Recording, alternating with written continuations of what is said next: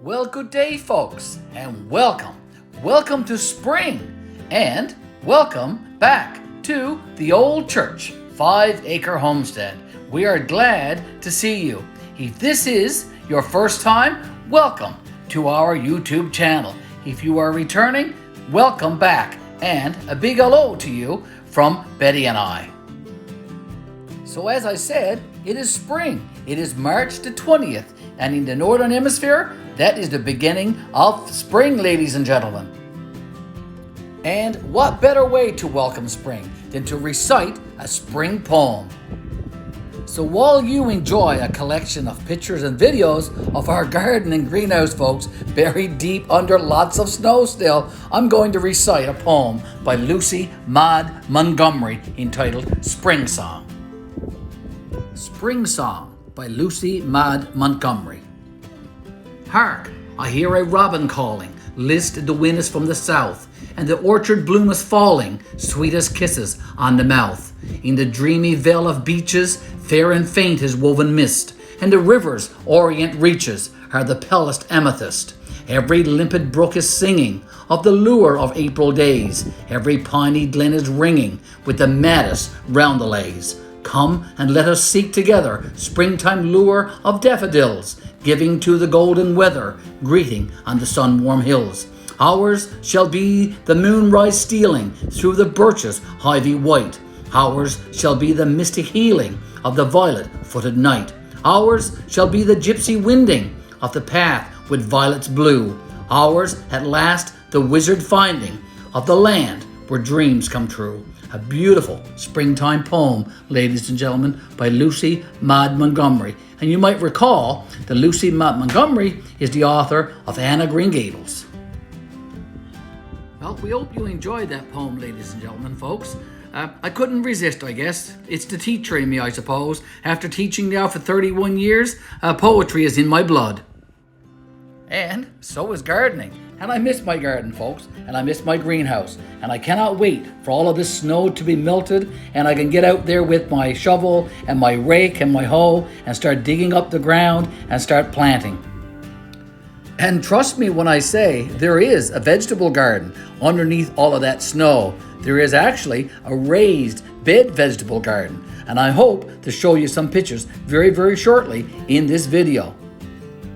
I will offer here that building this vegetable garden and greenhouse was a project that Betty and I undertook last spring when COVID first started here in Newfoundland and Labrador and everything got shut down. Building the garden and the greenhouse was a pleasure, ladies and gentlemen, and something to do in the early days of COVID.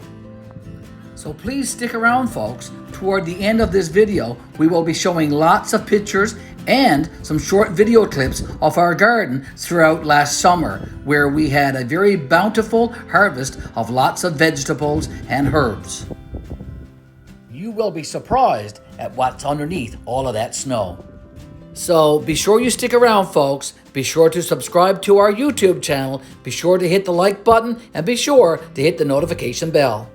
Betty and I would appreciate that so very, very much. If you are like us, folks, and you take your gardening very seriously, and you take your homesteading very seriously, you might begin with the Farmer's Almanac. There's a Canadian version that you're seeing right here now that I follow here in Canada. There's the American version of the Farmer's Almanac that's being presented here now in this clip that people in the USA can follow along. It's a great publication. And for those all around the world, there's the World Almanac. These are great publications and great magazines that you can follow to help you with your planting, to know when to plant and what to plant, and actually where to plant. There's also great maps, planting zone maps that you can download from the internet. There's a Canadian version. There's the American version of the USA. There's the North American zone map to help you decide where to plant and when to plant. And there's even a world planting zone map to show you when to plant. Okay?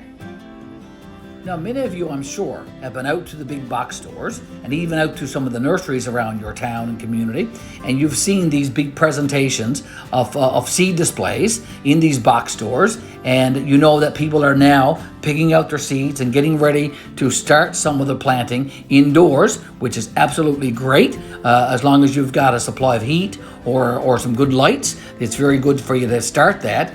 Here in Newfoundland and Labrador, ladies and gentlemen, we are in planting zone 5A. And it's always important to know the zone that you're in so you know which plants to plant in your zone and when to plant them. That's very, very important. Okay, so make sure you know that. You can pick out some of your plants right now, and in fact, some plants that can already be started in Zone 5, and now after March the 20th, which is what today is, the first day of spring, you can start your cabbage, your broccoli, your tomatoes, your cucumbers, all now in Zone 5A and possibly in some other zones. You're going to need to know your zone and check that out in your area, and you can certainly check out when plants can be planted. And I know, for example, which plants to plant right now here in Zone 5A. You can continue to look at this display of seed packets that I saw yesterday, ladies and gentlemen, at a box store here in Gander, Newfoundland and Labrador, Canada. And just take a look around. There's lots and lots of seeds to choose from, and you can begin the process, like I said, of selecting the seeds for the various fruits and vegetables that you want to grow this season. You might want to mix it up. Some of the fruits and vegetables that you grew last year, you might decide that you want to change it up and grow some things differently this year, and that is quite fine. It's always nice to grow different things than last year. Last year, for example, my wife and I, we grew 2 large beds of beetroot. So we've got plenty now of pickled beets to probably do us a couple of years. So we're probably not going to grow any beets this growing season. So when you pick out your seed packets, ladies and gentlemen, whether you get them at a box store or a nursery, it really doesn't matter. A good practice is to turn the package over and look at the directions and the instructions on the reverse side. Some packages will say for Canada and the growing instructions will be there, and some packages will have instructions for the USA. So make sure that you have the correct package and that you follow the instructions on the back of the package for your area and for your growing zone. So ladies and gentlemen, it was pretty much a year ago today, perhaps even a week or so more, when Betty and I decided that we were going to tear up our backyard and make a raised bed vegetable garden and greenhouse. And up until last spring, we were using our backyard just as a storage area to store some old tires and some old bricks. Well, we cleared all that up and we moved all that old stuff, and I went and rented a tiller and we started tilling the ground. And after the tilling and after the soil was all loosened up and aerated, we began the process of making some raised vegetable beds. The material for the raised beds, ladies and gentlemen, came from an old floor inside the old church, as well as from an old set of steps from outside the church building. The raised beds were stained with a water-based stain, and they were framed using some old decking boards. And then we placed some crushed stone between all the raised beds. Our youngest daughter, Katie, was a great help when it came to laying the crushed stone. And tending to the garden throughout the summer was indeed a real pleasure.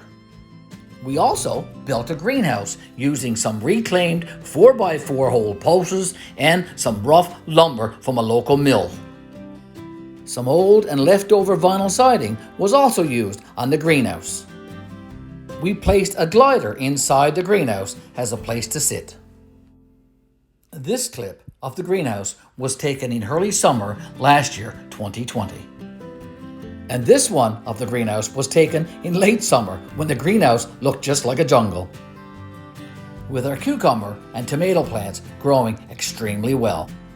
Betty and I are very pleased with what we were able to do with our backyard last spring and summer. We created a beautiful raised bed vegetable garden, and we created a beautiful greenhouse. We had a great harvest.